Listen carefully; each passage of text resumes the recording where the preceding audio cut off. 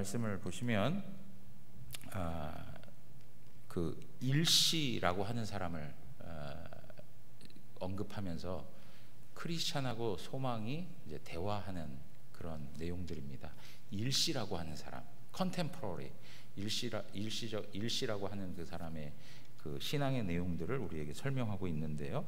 여러분, 지난번에 작은 믿음을 가진 사람에 대해서 우리 한번 살펴본 적 있죠. 작은 믿음 기억나십니까? 작은 믿음을 가진 사람이었는데 강도를 만났습니다. 강도를 만나가지고 자기가 가지고 있던 돈을 다 빼앗겼습니다.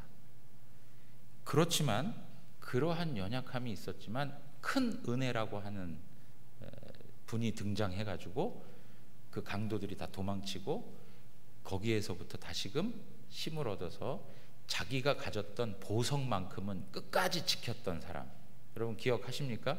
우린 작은 믿음이라고 이렇게 표현을 했습니다. 여러분, 이러한 방식에서 작은 믿음도 뭐라고 그랬습니까? 작은 믿음도 참된 믿음이다 라고 말씀을 드린 적이 있어요. 그죠? 작은 믿음도 참된 믿음이에요. 그런데 오늘 우리가 보고 있는 일시라고 하는 사람, 일시라고 하는 사람은 조금 달라요. 예. 자, 이 사람에 대해서 이제 이야기하는데, 이 일시라고 하는 사람은 결국 그 결론을 좀 말씀드린다면, 일시적인 믿음은 참된 믿음이 아니라는 거예요. 이게 아주 중요한 내용입니다. 일시적인 믿음은 참된 믿음이 아니다라고 하는 거예요. 작은 믿음은 참된 믿음인 거예요. 예. 그러나 일시적인 믿음은 참된 믿음이 아니다라고 하는 것이 오늘 우리가 함께 나눌 내용인 겁니다. 여러분, 여기 크리스천하고 소망이 일시에 대해서 이렇게 나누는데, 일시를 기억하기를 10년 전에 소망이 살던 고장이 어디였습니까? 허영의 마을, 허영의 도시였어요. 그 옆에 이제 살았다는 거예요. 그리고 그 도시는 정직이라고 하는 마을에서 한 3km 정도 떨어졌대요. 허영의 마을이라고 하는 곳에서 가깝고 정직이라고 하는 곳에서 3km 정도 떨어진 도시 이름이 뭐냐면 은혜 없음이라는 도시에 살았어요. 은혜 없음. 그리고 그와 함께 있었던 이웃은 뭐냐면 바로 옆집인데요. 바로 옆집인데 지붕은 하나예요. 한 지붕에 두 가정이 살고 있었던 거예요. 아마 다세대 주택이었는지 이렇게 두 가정이 살고 있는 건데, 그 옆집이 이름이 뭐냐면 배반이라고 하는 사람이 살던 집이에요. 배반의 집 옆에 살았던 거예요. 그러니까 여러분, 이러한 내용들을 보면 어떤 부분에서 정직이라고 하는 마을에 가깝게 살다 보니까 선한 영향들도 받을 수 있었던 거예요. 그러면서 또 선한 영향력을 받지만 그래도 궁극적으로 그 영향을 받았던 것은 허영의 도시라든가 아니면 이 배반이라고 하는 사람의 영향을 받았던 거죠. 그리고 그가 사는 마을 이름이 뭐였다고요? 은혜 없음이라는 마을이었어요. 은혜가 없어요. 여러분, 이러한 부분에서 우리가 하나 생각할 수 있는 게 뭐냐면, 우리의 신앙은 무엇을 통해서 세워질 수 있는 거예요? 하나님의 은혜를 통해서 참된 믿음으로 나아갈 수 있는 거예요. 하나님의 은혜가 없으면 참된 믿음을 가질 수가 없는 거예요. 작은 믿음도 하나님의 은혜가 없으면 생겨나지 않는 거예요. 앞서서 말씀드렸지만 작은 믿음이 강도 만나가지고 완전히 자기의 믿음 다 털털 털릴 수 있을 것 같은 상황이었어요. 그런데 그때 누가 등장했다고요? 큰 은혜라고 하는 분이 등장해가지고 그 강도들을 다 쫓아버리면서 그가 아주 신앙을 놓게 될 수 있는 위기 속에서 다시금 그가 신앙을 가질 수 있도록 세워줘요. 결과적으로 말씀드리는 건, 우리의 신앙이라는 거, 우리의 믿음이라는 거는 하나님 은혜 없이는 될 수 없다는 거예요. 하나님 은혜 없이는. 우리의 믿음, 우리가 지금 하나님을 고백하고 있는 신앙의 내용들 하나하나, 하나님에 대한 지식들, 그리고 우리 마음속에서 생겨나는 확신들, 이런 것 하나하나가 다 하나님이 우리에게 은혜 주셔서 되는 거예요. 그것 아니면 이루어질 수 없다라고 하는 거예요. 그런데 여러분, 일시의 신앙적 상태가 어떠했는지를 두 사람이 대화하는데 크리스찬이 한번 이런 경험을 했다는 거예요. 그는 한때 크게 각성하기도 했습니다. 그러면서 자신의 죄와 죄의 대가에 대해서 깨닫는 마음이 있었던 것처럼 느껴졌습니다 라고 얘기해요. 소망은 이 일시라고 하는 사람을 경험했는데 뭐라고 얘기했느냐, 자기 집에서 일시라고 하는 집이 한 5km 정도가 떨어져 있었는데 5km 정도가 떨어져 있음에도 불구하고 이 일시라고 하는 사람이 소망에게 찾아와가지고 막 눈물을 흘리면서 자기 죄를 깨닫는 듯이 이야기하더라는 거예요. 그러니까 마음에 감동이 있어요, 없어요? 감동도 있는 거죠. 마음이 움직이고 있다는 사실은 눈물이 흘러내리고 있다는 것으로도 확인할 수가 있는 거예요. 그래서 소망도 그 사람의 처지를 생각하고 불쌍히 여겨주면서 이 사람이 믿음의 사람으로 잘 클 수 있겠구나라고 하는 생각도 있었다는 거예요. 그러나 그거는 소망이었을 뿐 실질적으로는 그러지 못했다는 것이죠. 그러면서 소망이 깨달은 게 뭐냐, 주여 주여 하는 사람들이 다 같은 신앙적인 사람이 아닐 수 있다라고 하는 것을 알게 됐다는 거예요. 주여 주여도 어떤 사람은 참된 믿음이 있고 어떤 사람은 참된 믿음이 없는 사람도 있을 수 있다는 것을 깨닫게 되었다는 거예요. 그러면서 일씨는 크리스찬에게 찾아와가지고 자기 자신이 순례의 길을 가겠노라고, 주님의 길을 따라가겠노라고 이렇게 말도 했다는 거예요. 그런데 어느 날 갑자기 이렇게 살펴보니까 자기 구원이라는 사람, 자기 구원, 자기의 능력과 선행과 자기 노력으로 구원을 얻으려고 하는 그 사람과 아주 친하게 되어가지고 순례의 길은커녕 그냥 거기에서 완전히 멀어져가지고 신앙적으로 완전히 다 떠나버리는 그런 일들이 있었노라고 이야기를 해요. 근데 여러분, 여기에 크리스찬하고 소망이가 일시에 대해서 이야기할 때 반복적으로 쓰는 단어 하나가 있어요. 그를 묘사하면서 반복적으로 사용하는 표현이 있어요. 부사예요, 부사. 뭡니까? 크리스찬이 일시에 대해서 이야기하면서 소망이 크리스찬에 대해서 일시에 대해서 이야기하면서 반복적으로 그에 대해서 그 설명을 할 때 쓰는 단어가 있어요. 그게 뭐냐면 한때라고 하는 거예요. 한때 그는 각성하기도 했다. 한때 그는 눈물을 흘리면서 자기의 마음이 움직이고 있다는 걸 이야기했다. 한때 그는 자기에게 찾아와 가지고 난 순례의 길을 가겠노라고 했다. 전부 한때예요. 한때. 여러분, 우리의 삶에 있어서 이러한 신앙을 가지고 있는 분들을 만났었던 때가 있을 수 있어요. 뭐 어떤 분은 만나지 못할 수도 있지만 어떤 분들은 그런 분들을 보았을 수도 있어요. 정말 한때 열심을 냈어요. 한때 교회에서 기도도 열심히, 또 봉사도 열심히, 또 뭐 그 열심을 내면서 여러 가지 많은 일들을 감당했어요. 그런데 정말로 한때에 그러고 그 다음에는 그냥 어디론가 사라져버리는 사람들. 신앙적으로 꾸준함 없이 한때 마치 냄비가 막 끓듯이 열을 올리다가 한순간 확 식어버리는. 그런데 식어버려서 교회에 머물러 있으면 그나마 작은 믿음이라고 하는 이름으로 불러질 수도 있는데 그게 아니고 어떻게 해요? 신앙 자체를 떠나버리는 그러한 사람들이 있어요. 그래서 디모데전서 3장에 가서 보시면 감독의 자격 조건에 대해서 언급을 하면서 뭘 설명하는지 아십니까? 새로 입교한 자도 말지니 라고 얘기해요. 새로 입교한 자가 감독의 대상이 될 수 없다라고 얘기해요. 여러분, 새로 입교한 자라고 하는 의미가 주는 게 뭡니까? 신앙적 경륜이 있어야 한다는 걸 전제하고 있어요. 이 이야기는 교회의 형편과 그리고 신앙에 대한 모든 것들을 종합적으로 이해할 수 있는 균형 잡힌 신앙인으로서의 경륜이 있는 자를 말하는 거예요. 여러분, 서툴수록에 그리고 아마추어 같은 신앙의 모습을 가질수록에 어떤 모습들이 있습니까? 단편적인 것만 봐요. 내가 보는 시각의 그 부분만을 봐요.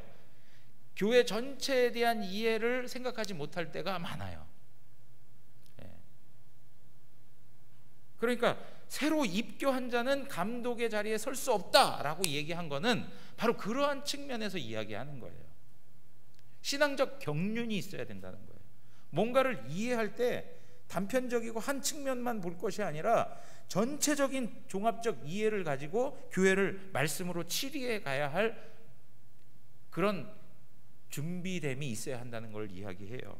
그러면서 여기에 경륜이 있다라고 하는 이야기는 또 하나 우리에게 시사해 주는 바가 있는데, 그건 뭐냐면 꾸준한 신앙의 내용을 가지고 있었느냐라고 하는 것이 검증된 자예요. 무슨 말인지 이해되시겠어요? 잠시 잠깐 열심을 내고 잠시 잠깐 뜨겁고 잠시 잠깐 봉사하고 뭔가 기도적인 어떤 종교적인 의식들을 잘 하는 사람, 그게 중요한 게 아니라 꾸준히 하나님 앞에서 지속적인 신앙의 태도를 가지고 하나님 앞에 살아오고 있느냐, 이게 중요하다는 거예요. 이 문제가. 우리는 당장에 눈에 보이는 거에 마음이 가게 돼 있어요. 그래서 뭐 예배를 하고 아니면 기도를 하고 아니면 전도를 하고 아니면 교회에서 봉사를 하고 막 열심을 내고 하는 거에 대해서 긍정적인 평가를 해줄 수 있어요. 왜? 내가 하지 못하고 또 그는 하니까 그런 거에 대해서 인정할 수밖에 없는 그런 일들이 생겨나죠. 그런데 그럼에도 불구하고 무엇이 필요하다고요? 지속적으로 그것이 이루어지는가를 판단해야 한다는 거예요. 교회의 감독, 장로 혹은 직분자로 세워지는 데 있어서 그런 기준이 중요하다라고 하는 것을 설명해 주고 있는 겁니다. 여러분, 이런 거는요, 지금 우리가 직분자를 세울 때가 아니지만 계속 생각하고 계셔야 되는 거예요. 직분자를 우리가 세울 때 이런 이야기 또 하면 또 뭐 오해의 소지도 있고 또 뭐 왜곡되이 생각할 수도 있고 뭐 다 하실 수 있을지 몰라요. 지금 그거 갖고 관계없는 상태에 있기 때문에 여러분, 이러한 부분에서 우리 교회가 직분자들을 세워갈 때에 여러분, 여기서 연륜이 있다는 건 또 나이만을 가지고 얘기하는 거는 또 아니에요. 그러니까 신앙적인 어떤 깊이와 지속성이 있는가, 꾸준함이 있는가, 일관됨이 있는가, 이것이 아주 중요하다는 거예요.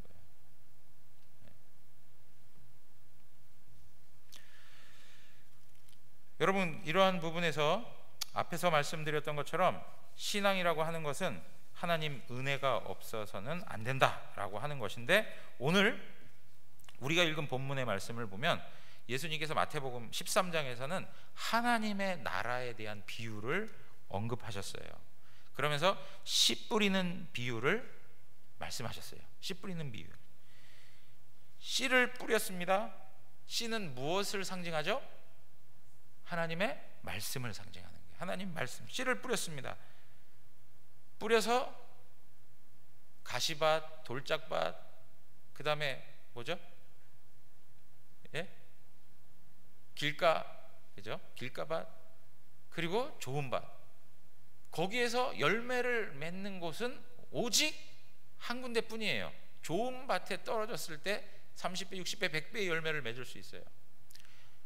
그런데 오늘 특별히 이 돌짝밭에 떨어진 씨앗, 이 내용이 지금 우리가 가지고 있는 주제, 일시적 믿음을 가진 자들에 대한 모습을 가장 잘 설명해 주고 있는 거예요. 그게 무엇입니까? 20절에 가서 보시면 예수님께서 13장에 가서 보시면 이제 그 5절에 이 내용을 말씀하세요. 더러는 흙이 얕은 돌밭에 떨어졌다 그래요. 흙이 얕아요. 흙이 깊지 아니하므로 곧 싹이 나요. 빨리 반응하죠. 빨리 반응합니다. 그런데 뿌리가 없어서 어떻게 됐다고요? 결론적으로는 말랐다는 거예요. 말라버렸어요. 흙이 얇아가지고 거기서 싹씨 나는 것도 금방 보여. 그런데 궁극적으로 가서는 뿌리가 말라버렸어요. 이제 그 이야기를 예수님께서 20절, 21절에 설명해 주고 있는 거예요. 뭐라고요? 돌밭에 뿌려졌다는 것은 말씀을 듣고 어떻게 됐다고요? 즉시 기쁨으로 받았어요. 즉시. 그리고 나서 그 속에 그 기쁨으로 받았는데 막 일시적으로 믿음이 있어 보이죠? 기쁨이 있어 보여요. 감격이 있습니다. 그런데 21절에 그 속에 뿌리가 없어 잠시 견디다가, 잠시라고 하는 말이 중요하죠. 일시적으로 한때 견디다가 말씀으로 말미암아 환난이나 박해가 일어날 때 곧 넘어지는 자라라고 얘기하고 있어요. 그러니까 지금 이 사람, 돌밭에 뿌려졌던 그 돌밭과 같은 마음을 가지고 있는 이 사람에게 있어서는 아주 중요한 단어가 즉시, 그 다음에 잠시, 이거예요. 즉시, 잠시. 여러분, 이거 전부 다 뭡니까? 아주 순간적인 반응들을 이야기해 주고 있어요. 뭔가 이렇게 꾸준하고 지속적인 것이 아니에요. 굉장히 반응이 빨라요. 반응이 빠르게 하나님의 은혜를 받아들인 것 같고 그것으로 인하여서 기쁨과 감격을 누리는 것 같아요. 그런데 잠시, 즉시, 반대로 또 얘기하는 거예요. 즉시 그 믿음에서 완전히 떠나버리는 거예요. 여러분, 이러한 모습들이 우리가 가지고 있는 우리 공동체 안에서 혹은 우리 신앙 교회라고 하는 그런 울타리 안에서 볼 수 있는 그런 일시적 신앙의 모습들이에요. 여러분, 그 예수님께서 성전으로 입성하실 때에 많은 군중들은 뭐라고 얘기했습니까? 호산나 호산나 하면서 예수님을 칭송했습니다. 그런데 예수 그리스도께서 고난을 당하시고 십자가에 매달리자 그렇게 호산나 호산나 하면서 외쳤던 사람들이 다 어떻게 됐습니까? 예수님을 십자가에 못 박으시오 한 사람들로 다 바뀌어버렸어요. 여러분, 그들이 가지고 있었던 모습이 뭐예요? 반응이 뭐예요? 일시적인 거예요. 자신들에게 뭔가 유익이 올 것 같다라고 생각해서 호산나 호산나 하면서 예수 그리스도의 성전 입성을 칭송했는데 나중에 알고 보니까 황인 거예요. 나중에 알고 보니까 아무것도 아닌 거예요. 아, 이거 꽝이네. 긁어봤더니 꽝이네 이거. 우리한테 유익은커녕 불이익이 오겠는데 우리에게 많은 도전이 올 것 같은데, 그래서 어떻게 합니까? 나는 그를 모르고 그를 십자가에 못 박으시오, 우리를 기만한 자요. 별 이야기를 가지고 이제 막 몰아붙이기 시작하죠. 아주 치졸하지 않습니까? 여러분, 그런 인간 본성의 마음이 누구의 마음이에요? 바로 우리의 마음이에요. 우리의 모습이에요. 근데 일시적으로 이러한 군중들의 모습이 우리 신앙생활하는 사람들 가운데에도 나타날 수 있다는 거예요. 그래서 여러분, 계속 말씀드립니다. 작은 믿음은 참된 믿음일 수 있으나 일시적 믿음은 참된 믿음이 아니라는 거예요.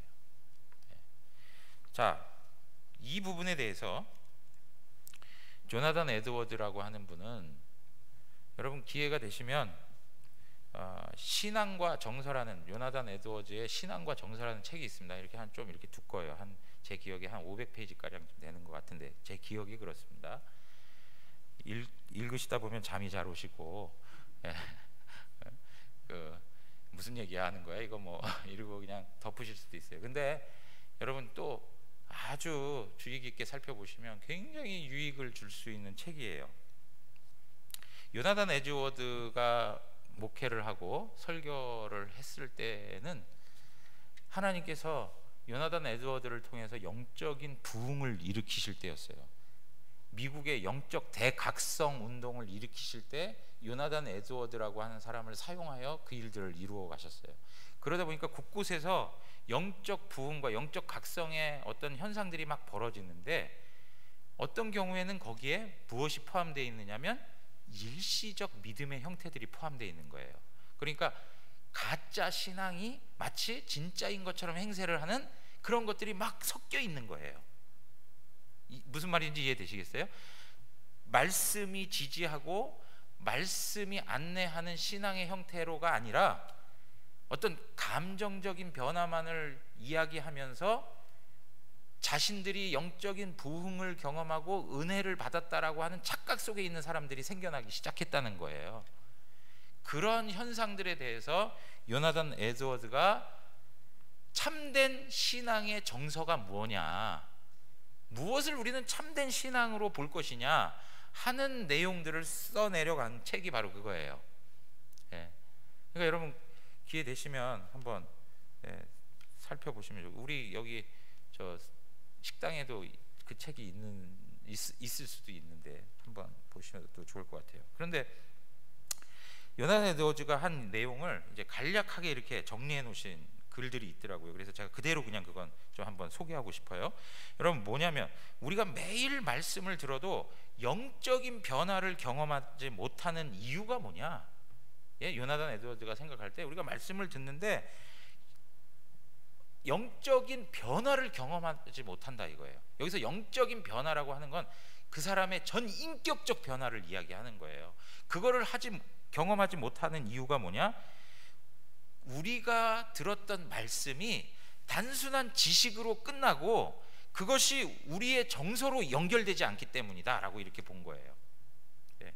그러니까 하나님의 말씀을 지식적인 것으로만 이해하고, 예? 단순한 하나의 어떤 지식을 습득하는 것으로만 이해했지 그것이 우리의 전 인격을 지배하지 못했다는 거예요. 그 전 인격에 영향을 미치는 걸 우리는 요나단 에드워즈는 뭐라고 얘기했냐면 정서라고 이렇게 표현하고 있어요. 예. 그럴 때 무엇을 얘기하느냐? 참된 신앙의 정서는 첫째, 경외함에 대한 정서를 가지고 있다는 거예요. 하나님 그분에 대해서 두려운 마음을 갖고 참된 신앙과 경건에서는 항상 하나님을 경외하는 태도가 있다는 거예요. 예, 여러분 하나씩 잘 살펴보세요. 내 안에 하나님을 두려워하는 경외의 태도가 있는가? 두 번째는 소망의 정서가 있다는 거예요. 하나님의 약속들에 대해서, 하나님의 말씀하신 그 약속에 대하여서 소망을 두는 그러한 확신을 가지고 살아가고 있느냐라고 하는 거예요. 세 번째는 사랑과 미움의 정서가 우리 안에 있다는 거예요. 사랑과 미움. 사랑은 뭐에 대한 사랑이에요? 하나님과 예수 그리스도에 대한 사랑이 마음속에서 막 일어나요. 그리고 하나님의 교회 공동체, 주님의 백성들에 대한 사랑이 우리 마음속에서 막 차고 넘치는 거예요. 사랑의 정서가 일어난다는 거예요. 반대로 미움의 정서는 뭐냐?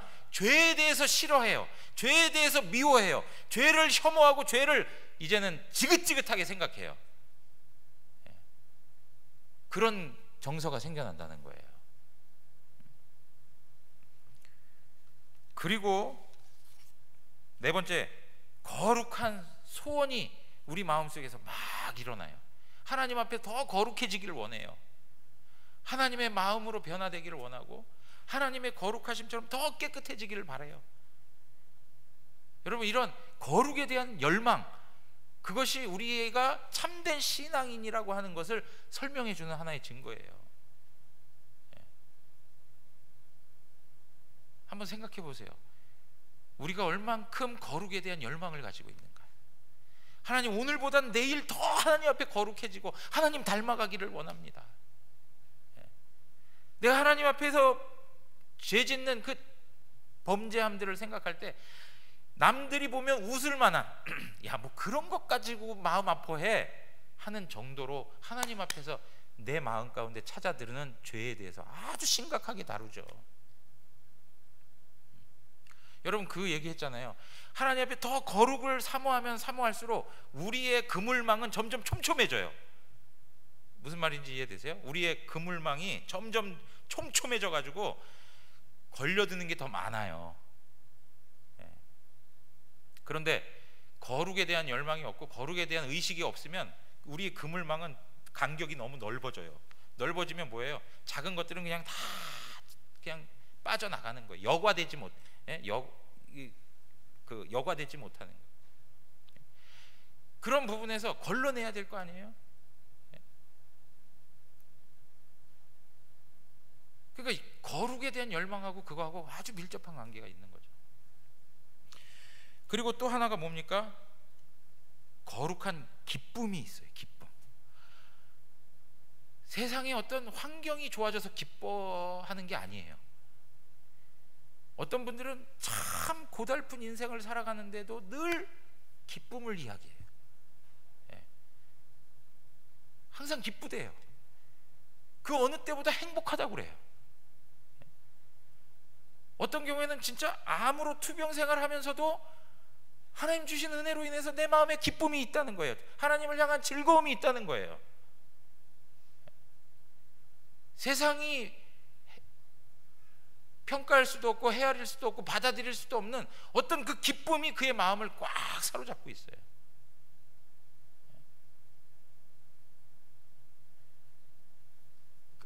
한 번도 그런 걸 못 느껴보신 그런 일들은 아니죠.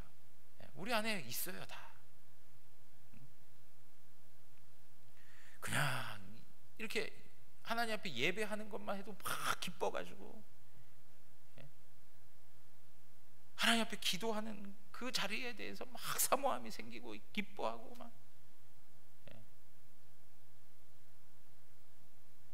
또 하나가 뭐냐?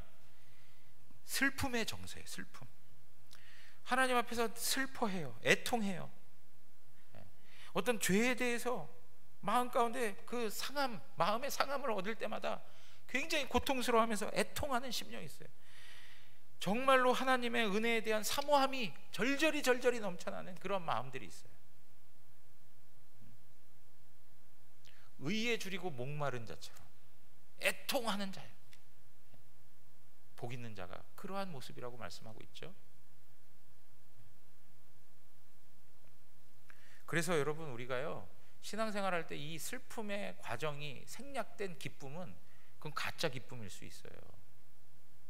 내가 하나님 앞에서 죄인이라고 하는 것으로 인해서 굉장히 슬퍼하고 안타까워하고 애통해하고 하는 그 과정을 경험한 후에 그리스도를 발견하게 되고 그리스도 안에서 하나님께서 주시는 구원과 안식과 자유와 해방을 경험하게 되니까 다시 구원의 즐거움과 기쁨이 막 회복되는 거죠.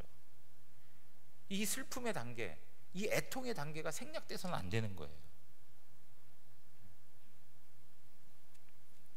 자, 또 하나가 뭐냐? 감사의 정서예요. 감사해. 항상 하나님 앞에 하나님 주신 은혜에 감사함이 넘쳐요. 뭘 해도 감사합니다. 어떤 형편에도 감사합니다. 나 같은 사람이 하나님 앞에 구원받았다는 것만 해도 나는 너무 감사합니다. 다른 거 하나님이 뭐 이렇게 좀 주시지 않아도 그런 거 개의치 않습니다. 하나님 나에게 생명 주시고 나를 구원해 주시고 하나님 자녀 삼아 주시고 이 땅을 살아가면서 하나님과의 관계 속에서 하나님을 아버지라고 부르면서 살아갈 수 있는 것만으로도 나는 행복하고 감사해요. 막 감사가 터져 나와요. 그런 거 보면 상황 조건이 관계가 없어요. 상황 조건이. 그것이 참된 경건한 사람들, 참된 믿음이 있는 사람들이 나타나는 하나의 신앙적 정서라는 거예요. 그 다음에 또 하나가 뭐냐? 국률의 정서예요. 국률. 누군가를 불쌍히 여기는 거예요. 선한 사람들, 하나님 앞에 좋은 사람으로 부르심을 받은, 선한 사람들로 부르심을 받은 사람들 마음 가운데에는 항상 이 긍휼의 마음이 있는 거예요.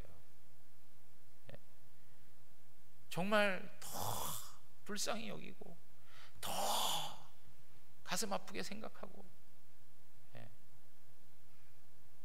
세상에 누구보다도 하나님 앞에 참된 믿음을 가지고 있는 사람들이 고백하는, 그리고 실천하는, 마음에서 경험되는 그것이 바로 긍휼이에요. 긍휼. 뭔가 어떤 입장의 논리가 아니라 정말 그 긍휼에 대한 어떤 마음을 가지고 대하는 것, 참된 신앙의 표지 속에서 나타날 수 있다는 거예요. 그리고 이제 마지막으로 한 가지 더 말씀을 드리면, 열심을 내는 거예요. 열심. 여러분, 열심을 내는 것 아무나 할 수 있는 게 아니에요. 물론 일시적인 사람들, 일시적 믿음을 가진 사람들도 열심을 내죠. 아주 열심을 내요. 그런데 지속적이지 않죠. 거기에 차이가 있는 거예요. 열심을 내게 돼 있어요. 주님을 위해서 하나님의 은혜가 무엇인지를 경험한 사람들은 주님의 그 은혜 앞에 감사해가지고 뭐라도 더 헌신하면서 하나님 앞에 열심을 내요. 기도하는 것에도 열심을 내고, 예배하고 말씀 보고, 하나님 앞에 더 가까이 하는 것이라면 무엇이든지 열심을 내요. 하나님의 뜻이라면 무엇이든지 열심을 내어서 헌신하는 그런 모습이 있어요. 그것이 참된 믿음을 가진 사람들이 가지는 신앙적 정서라, 이렇게 얘기해요. 그러면서 결론적으로 얘기하는 게 뭐냐, 그 모든 정서를 함축적으로 하나로 설명할 수 있는 게 뭐냐, 사랑이라는 거예요. 사랑. 하나님 사랑하고 이웃 사랑하고, 하나님 사랑하는 것으로 그 모든 것들이 다 거기 포함되고 있어요. 사랑하는 성도 여러분, 어떠십니까? 참된 믿음을 가진 사람들의 이 참된 정서가 우리 안에 있으십니까? 여러분, 물론 어떤 경우에 우리는 슬럼프에 빠질 때가 있어요. 넘어질 때도 있고 좌절할 때도 있고, 그리고 막 헤매고 있을 때도 있어요. 일시적으로 그런 거예요. 일시적으로 하나님 앞에 열심을 내는 일시적 믿음이 아니라, 일시적으로 마치 타락한 것과 같은 모양새를 취할 수는 있어요. 그러나 하나님이 사랑하는 자, 하나님 앞에 참된 믿음을 가진 자는 결국 하나님의 은혜 주심으로 일어나게 돼요. 하나님 은혜 주심, 아까 말씀드렸죠. 은혜 없음이기 때문에 일어서지 못하는 거예요. 하나님의 은혜 주심이 있기 때문에 그 가운데에서도 회복되는 거예요. 시험 가운데 빠져가지고 얼마나 영적으로 슬럼프의 기간들을 보낸 적이 우리 안에 있지 않습니까? 그렇죠? 목사님, 저 시험 들었어요. 아니면 저 영적으로 모든 게 다 귀찮고 침체돼 있어요. 그럴 때도 있어요. 그렇지만 어느 순간 되면 또 하나님께서 은혜 주셔가지고 또 일으켜 주시고 또 회복시켜 주시는 거 경험하잖아요.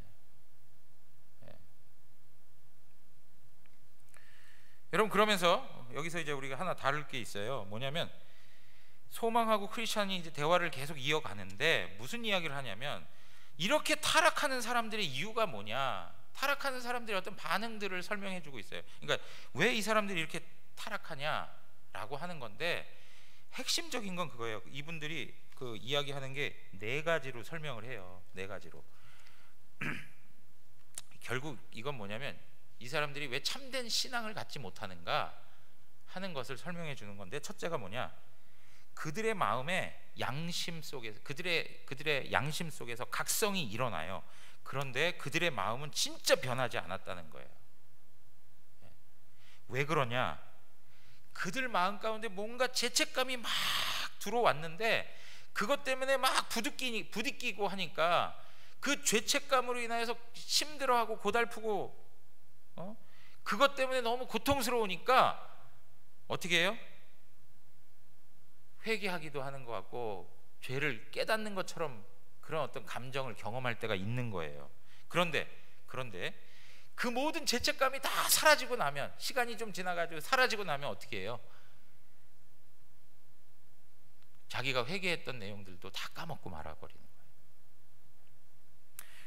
그러면서 이 분들이, 이 두 사람이 이야기하는 예가 하나 있어요. 뭐냐면 이렇게 얘기해요.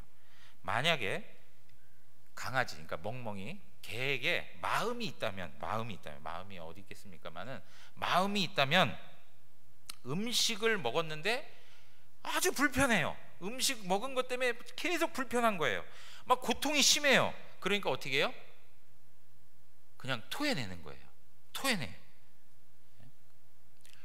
그렇게 그 어떤 음식을 먹었던 개가 토해낸 이유가, 근본적인 이유가 어디서 비롯된 거예요?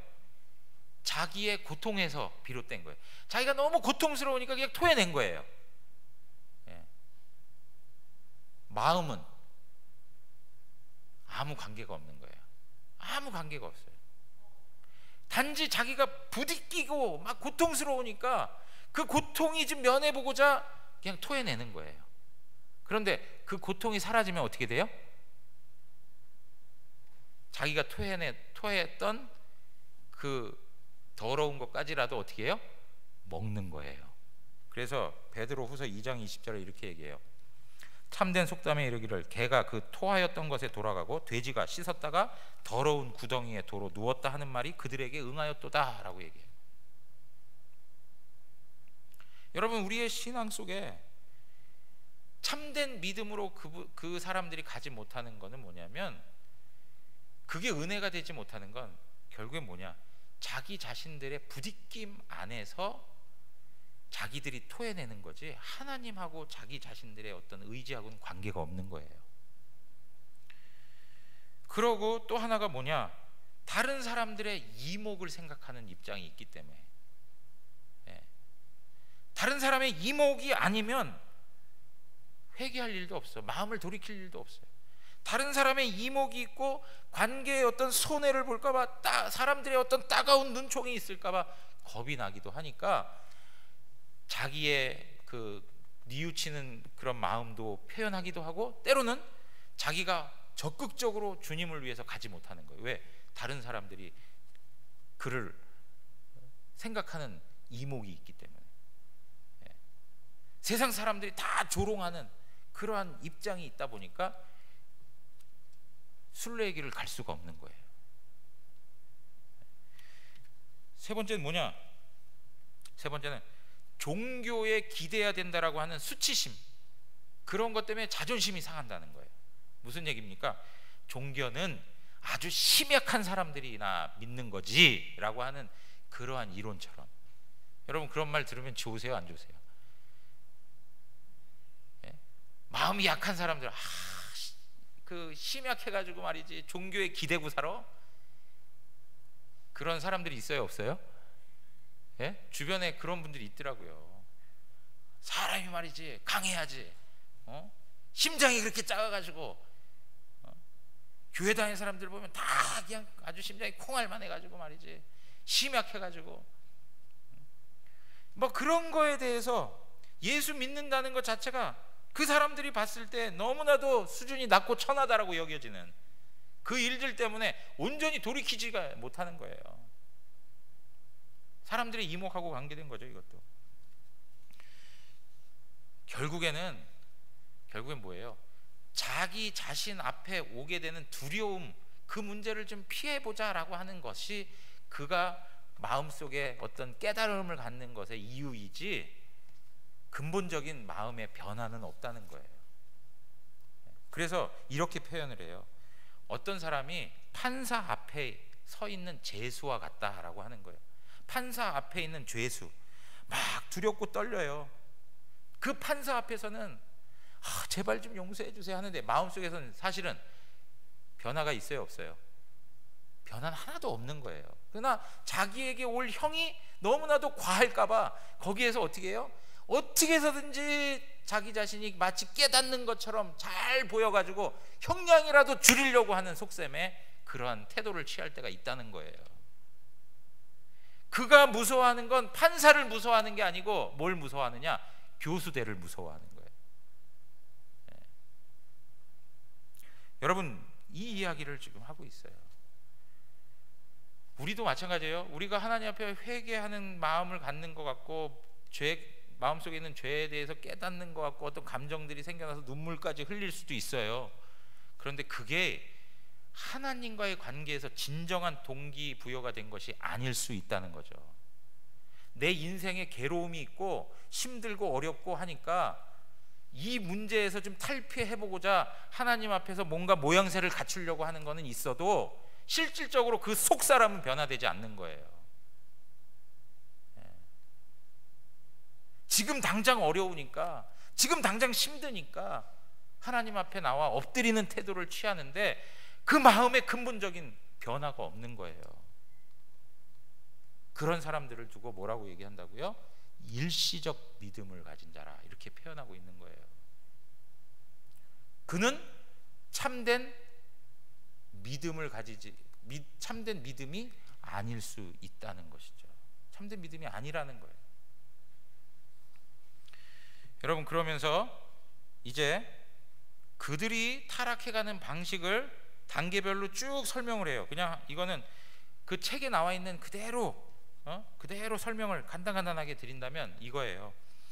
처음에 그들은 하나님에 대한 생각, 기억, 그리고 자신에게 다가올 죽음과 심판에 대해서 생각을 자꾸 지워버려요. 그러니까 무슨 얘기냐, 성령께서 막 깨닫게 해주시는데 그걸 막 무시해버려요. 무시해. 하나님에 대한 생각, 이런 것들 자꾸 막 가지지 않으려고 그래요. 자, 두 번째는 그들은 개인적으로 했던 경건 생활들을, 예를 들면 기도하는 일들, 뭐 이런 거 있잖아요. 말씀을 보는 일들, 그리고 자기 자신의 육체의 정욕을 제어하는 일들, 이런 것들을 이제 서서히 어떻게 해요? 안 하려고 해요. 영적인 게으름에 빠져 있어요. 어느 정도로 영적 게으름에 빠져 있냐면, 어느 순간에 가다 보면 기도를 하지 않는데요, 어느 순간 이제 하다 보면 밥 먹을 때마저 기도하지 않아요. 이제 점점 하나님에 대한 의식이 사라지고 하나님 앞에서 자기 자신이 경건 생활을 해야 되는 그 모든 과정들 하나하나가 그의 삶에서 지워져 가고 있는 거예요. 그리고 세 번째, 어떻게 해? 그리스도인들하고 만나는 것, 열심을 내고 하나님 앞에서 신실한 그리스도인들, 뭔가 더 헌신하고 하는 그리스도인들하고 교제하는 것을 이제는 힘들어하고 기피해요. 막 열심 내면서 우리 나가서 기도하자, 우리 나가서 말씀 보자, 같이 말씀 묵상하면서 나누자, 하나님 앞에서 선하게 살자, 계속 그렇게 하는 성도하고 만나는 거를 이제는 부담스럽게 여겨요. 여러분, 그런 일들을 보신 적 있으시죠? 여러분, 그래서요, 되게 중요한 게 뭐냐면, 영적으로 병 들었느냐 안 들었느냐를 뭘 볼 수 있냐면, 목사를 대면하는 것을 꺼리느냐 아니냐, 이런 걸로도 평가가 될 수가 있을 때가 있어요. 다 그런 건 아니지만.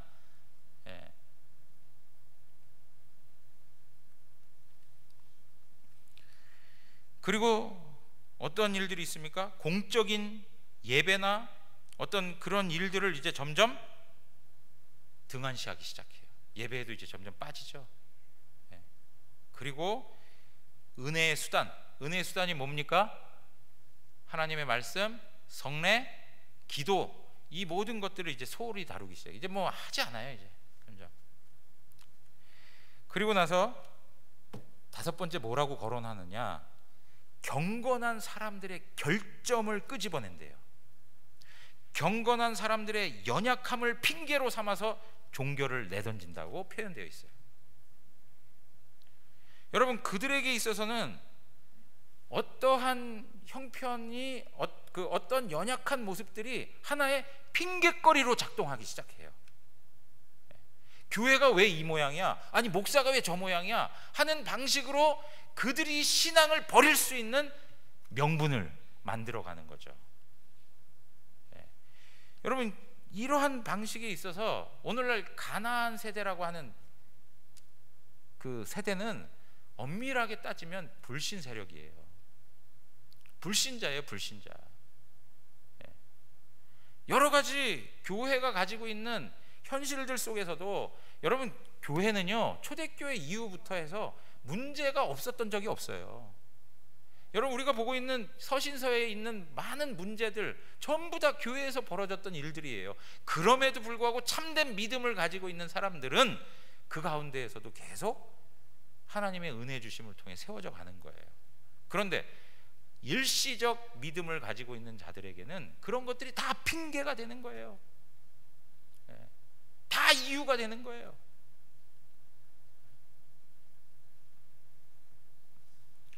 그리고 여섯 번째 뭐라고 하느냐?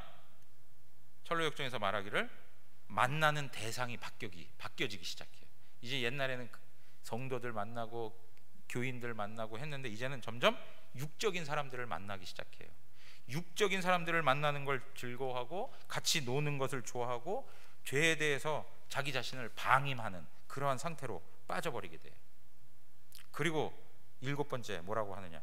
육적인 쾌락을 일삼고 경건한 사람들, 믿음의 사람들이 연약한 모습이 발견이 되면 그게 너무나도 통쾌하고 좋은 거예요.